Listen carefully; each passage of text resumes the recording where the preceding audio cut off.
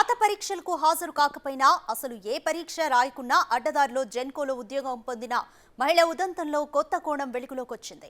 మాజీ సీఎం మేనల్లుడి భార్య అయిన ఈమెకు 2017 జూలై 29న జెన్కోలో అసిస్టెంట్ ఇంజనీర్ ఉద్యోగం ఇవ్వగా ఏకంగా 6.5 ఏళ్లు విద్యుత్ శాఖ మంత్రి పేషీలో డిప్యూటేషన్పై పనిచేసినట్లు చూపిన వైనం తాజాగా తేలింది.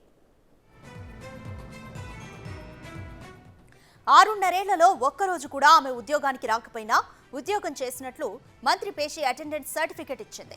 దాంతో జెన్కోలో వేతనం అందుకుంది. ప్రభుత్వం మారగానే ఆమెను రిలీవ్ చేస్తూ నిర్ణయం తీసుకున్నారు.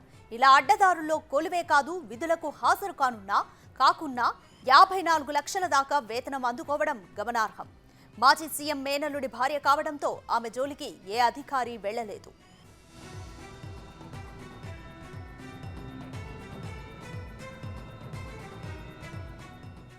మాజీ సీఎం కుటుంబంలోని సిద్దిపేటకు చెందిన మరో మహిళకు 2017లో ట్రాన్స్కోలో ఉద్యోగం ఇచ్చినట్లు తాజాగా బయటపడింది. ఈమెను కాంట్రాక్ట్ ప్రాతిపదికన ఎగ్జిక్యూటివ్ అసిస్టెంట్గా నియమించి ఆర్టిజన్ల విలీన క్రమంలో ట్రాన్స్కోలోకి తీసుకున్నారు. అనంతరం అసిస్టెంట్ ఇంజనీర్ ఏఈగా ఆర్టిజన్ల కోటాలో ఉద్యోగం ఇచ్చారు. కాగా మాజీ సీఎం కుటుంబానికి చెందిన ఇద్దరు మహిళలు బీటెక్ పట్టభద్రులే.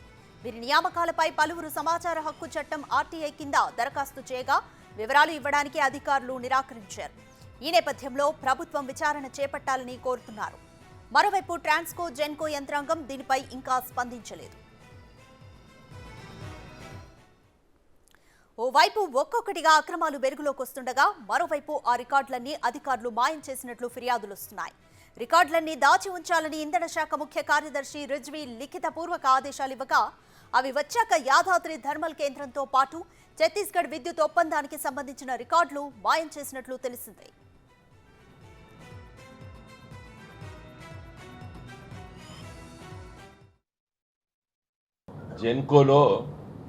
జెన్కోనో ట్రాన్స్కోనో తెలియదు. మన సిఎండి ప్రభాకర్ రావు గారు ఒక అమ్మాయికి ఉద్యోగం ఇచ్చిండ్రు. మరి ఆమె జీతభత్యాలు తీసుకొని ఇంట్లోనే ఉన్నది. ఆమె పేరు బోయినపల్లి సరిత. ఈవిడ బోయినపల్లి వినోద్ కుమారు మాజీ పార్లమెంట్ సభ్యులు, టీఆర్ఎస్ పార్టీలో ఒక ప్రముఖ నాయకుడు. ఈ విధంగా చేసిండు, వాళ్ళ చుట్టాలకి ఇప్పించుకున్నాడని చెప్పి ఆ ఉద్యోగం ఏంది, ఎవరికి ఆ ఉద్యోగం ఇచ్చిండ్రు, ఎక్కడ పని చేస్తున్నారు, ఆ ఉద్యోగం కూడా ఎట్లు ఇచ్చిండ్రు, అవన్నీ నాకు తెలియదు. నేను తీవ్రంగా ఖండిస్తున్నాను. అలాంటి వ్యక్తి నాకు సమీప బంధువులు కూడా లేరు. బోయినపల్లి అనేటువంటి ఇంటి పేరు నాది. పూర్వపు ఆదిలాబాద్ జిల్లాలో ఉన్నారు, మన కరీంనగర్ జిల్లాలో ఉన్నారు, వరంగల్ జిల్లాలో ఉన్నారు, ఖమ్మం జిల్లాలో ఉన్నారు, నల్గొండ జిల్లాలో